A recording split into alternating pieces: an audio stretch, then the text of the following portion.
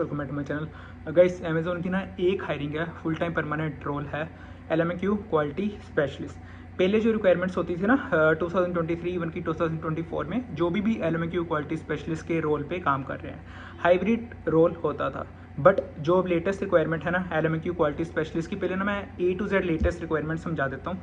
सिर्फ ग्रेजुएशन वाले ही अप्लाई कर सकते हैं, 12th पास वाले अप्लाई नहीं कर सकते। फुल टाइम परमानेंट रोल है, स्पेसिफिक मेंशन करा हुआ है। सैलरी 2.5 to 4 LP मेंशन करी हुई है, 0 to 3 ईयर मेंशन करा हुआ है। ठीक है, तो ये बेसिक रिक्वायरमेंट है। सबसे मेजर डाउट यही होता है ना कि किस स्टेट वाले अप्लाई कर सकते हैं, किस स्टेट वाले अप्लाई नहीं कर सकते।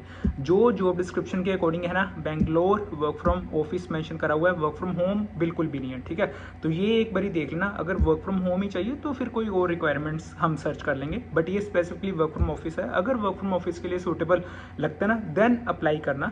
सिर्फ बेंगलोर वर्क फ्रॉम ऑफिस है। ठीक है, तो ये एक बारी ध्यान से देखना।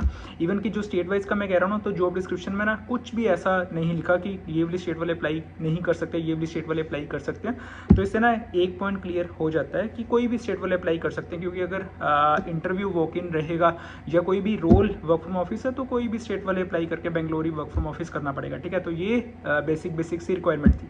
अब मैं ना असेसमेंट के पैटर्न के बारे में समझा देता हूँ। यूजली पता क्या होता था 2023 एंड 2024 मार्च अप्रैल मई जून, जब भी LMQ की क्वालिटी स्पेशलिस्ट की हायरिंग रहती थी, सबसे पहले नॉन टेक रोल है। तो ये ना 3 राउंड्स फॉलो करता था ये वाला प्रोफाइल। सबसे फर्स्ट 30 MCQ, उसके बाद वॉइस वर्सन, जो सब में हम कवर करते हैं वॉइस वर्सन, और एक एक्स्ट्रा राउंड रिटर्न वर्सन। ठीक है, रिटर्न वर्सन भी चैनल पे वीडियोस अपलोडेड है। 30 MCQ एंड वॉइस वर्सन की ना चैनल पे बहुत वीडियोस मिल जाएंगी। अब LMQ क्वालिटी स्पेशलिस्ट के ना स्पेसिफिक असेसमेंट की वीडियो कोई भी नहीं मिलेगी, क्योंकि असेसमेंट वीडियो बनाने का ना फायदा है नहीं। यूजली मैंने सभी A to Z part wise ना सब कुछ ये कवर करा हुआ है। सबसे पहले SCPO की 2 वीडियोस रेफर कर सकते हो, SCPO road map video, even की SCPO के ना जिसमें 2 सेट शेयर करें, तो वो सिर्फ 30 MCQ एंड वॉइस वर्सन के लिए। और 30 MCQ एंड वॉइस वर्सन के लिए ना TRI बायर अब्यूज की वीडियो, ट्रांसपोर्टेशन स्पेशलिस्ट की वीडियो, ये फॉलो कर सकते हो। ठीक है, इससे पता क्या होगा, इन वीडियो से 30 MCQ एंड वॉइस वर्सन तो वो सब कवर हो जाएगा। अब मैं दोबारा से 30 MCQ and voice version detail में नहीं जाऊँगा, क्योंकि हमें सबको पता है कि 30 MCQ में 7 सेक्शंस होते हैं और वॉइस वर्सन वाले पैटर्न में 6 सेक्शंस होते हैं। ठीक है, तो ये 2 राउंड्स के बारे में बताया।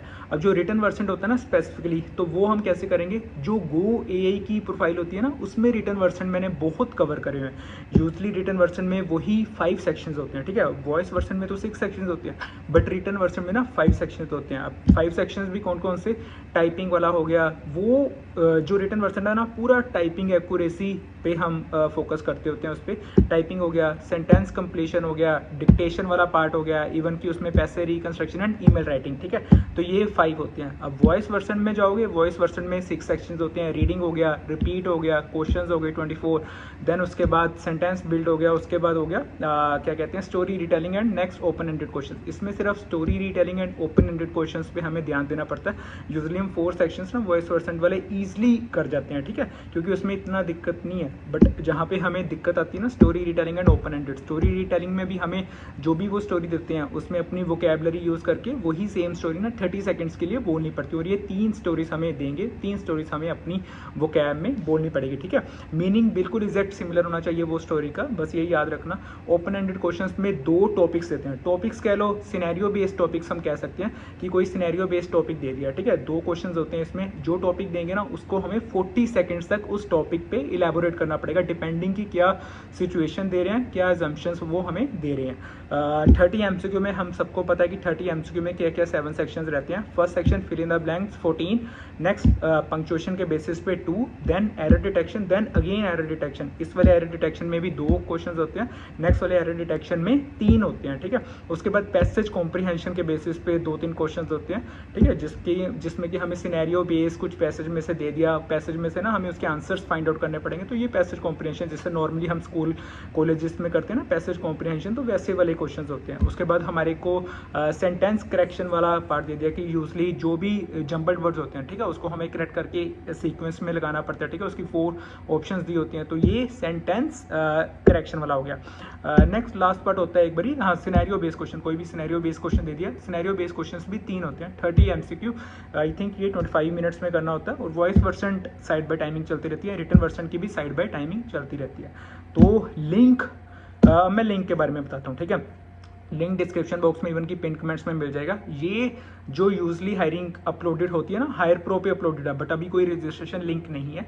सिंपल एम्बिशन बॉक्स वाला लिंक है जो हमें नौकरी पे ना फेच करेगा। मैं एम्बिशन बॉक्स वाला लिंक भी दूंगा, इवन की नौकरी वाला एलएमक्यू क्वालिटी स्पेशलिस्ट वाला लिंक भी दूंगा, ठीक है। यूजली अप्लाई कर सकते हो, और जब अप्लाई करोगे ना तो वो 3-4 क्वेश्चन पूछेगा, ठीक है। What your current CTC, are you able to relocate, ये XYZ जनरल क्वेश्चन होते हैं, तो इसका आंसर दे सकते हो।